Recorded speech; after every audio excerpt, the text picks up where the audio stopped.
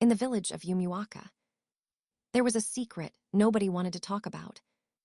A secret so dark, so painful, that every family who knew about it pretended it did not exist.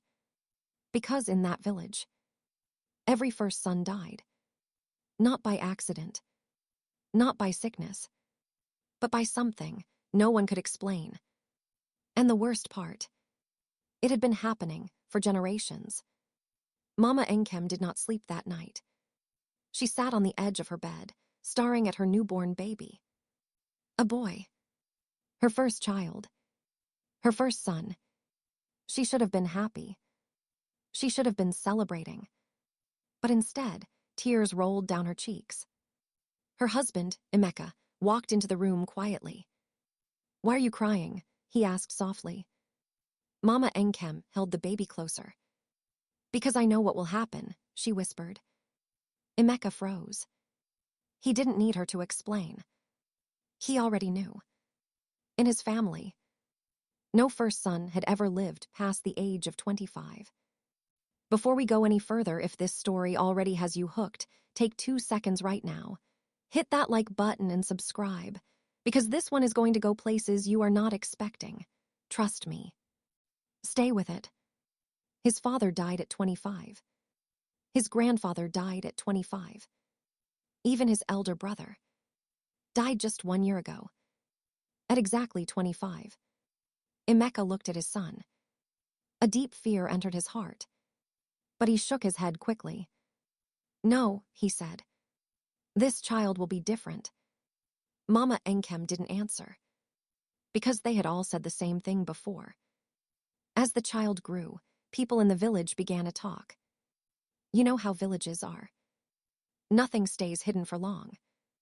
Whenever Mama Enkem carried her son outside, women would whisper, "That is the first son. Poor child.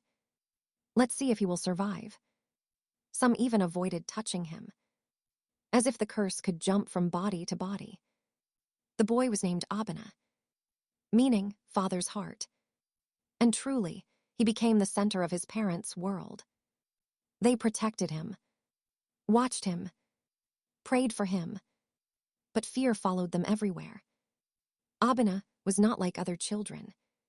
He was quiet, very quiet. Even as a small boy, he would sit alone thinking. Sometimes, he would stare into space for hours. And when his mother called him, it would take time before he answered. One day, Mama Enkem asked him, "What do you see when you sit like that?" Obinna looked at her slowly. "I hear voices," he said. Her heart skipped. "What voices?" "They call my name." That night, she did not sleep. When Obinna turned 10, something strange happened. He fell sick. Not the normal kind of sickness. His body was hot, but he wasn't sweating. His eyes were open, but he wasn't seeing anyone. And he kept whispering one thing. "They are coming, they are coming." Mama Enkem cried. Emeka ran to call the village healer. The old man arrived and looked at the boy. Then he sighed. "This is not ordinary," he said. "What do you mean?" Emeka asked, his voice shaking. The old man looked straight at him. "You know what I mean." Silence filled the room, because deep down, they already knew. That night, the old man finally spoke the truth. A truth that had been buried for years. "Long ago," he said, "your ancestor committed a terrible crime." Emeka's chest tightened. "What crime?" The old man continued. "He betrayed his own brother and took everything that belonged to him. Land, wealth, even his wife." Mama Enkem covered her mouth in shock. "And before the brother died," the old man said slowly, "he placed a curse. A curse on every first son of that bloodline." The room went cold. "No," Emeka whispered. "Yes," the old man said. "And that curse is still alive." "Can it be broken?" Mama Enkem asked desperately. The old man was quiet for a long time. Then he said, "There may be a way." Both of them leaned forward. The truth must be revealed, he said, and the wrong must be made right. But how? Emeka asked. That, the old man said, is something only the child can do. Years passed. Obinna grew into a strong young man. Tall, calm, but still different. He stayed away from people. And the closer he got to 25, the more afraid his parents became. At 20, nothing happened. At 21, still fine. At 22, peaceful. They began to relax. Maybe the curse is gone, Mama Enkem said one day. But Emeka shook his head. It has never failed before, he said. At 23, Obinna started having dreams. Terrible dreams. He would wake up screaming, sweating, shaking. One night, he ran out of the house. His father chased after him. Obinna, stop. But Obinna kept running, like someone was chasing him. When Emeka finally caught him, the boy turned, eyes wide with fear. I saw him, he said. Who? Emeka asked. The man who is angry with us. Emeka's heart dropped. That night, Emeka told Obinna everything. The curse, the betrayal, the dead first sons, everything. Obinna listened quietly.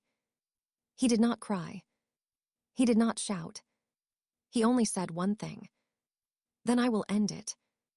Obinna went to see the old healer. I want to break the curse, he said. The old man studied him carefully.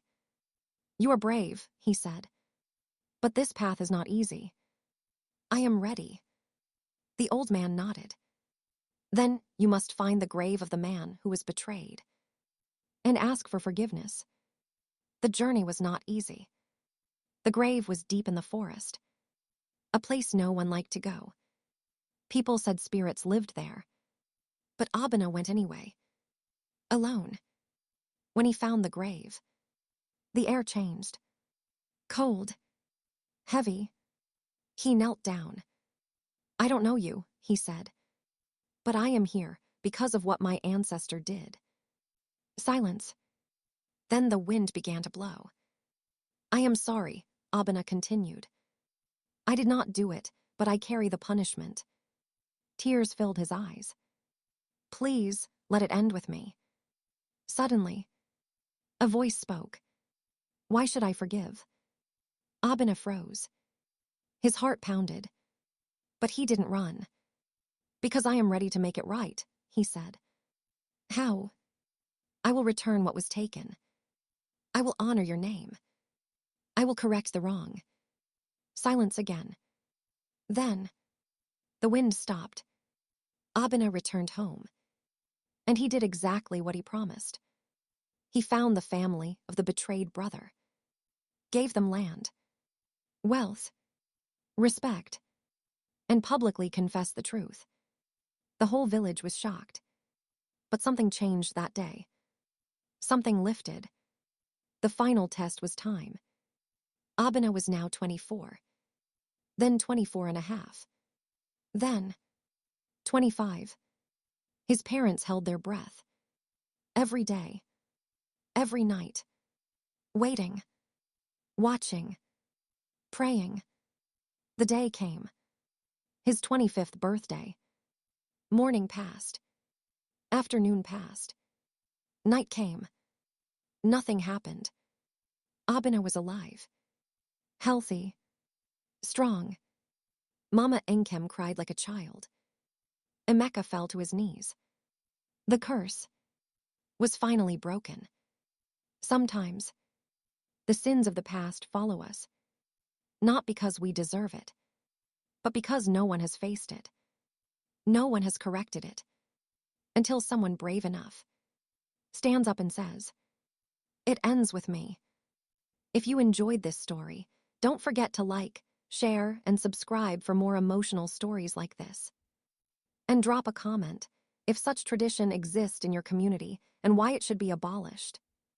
I want to know what you think. See you in the next one.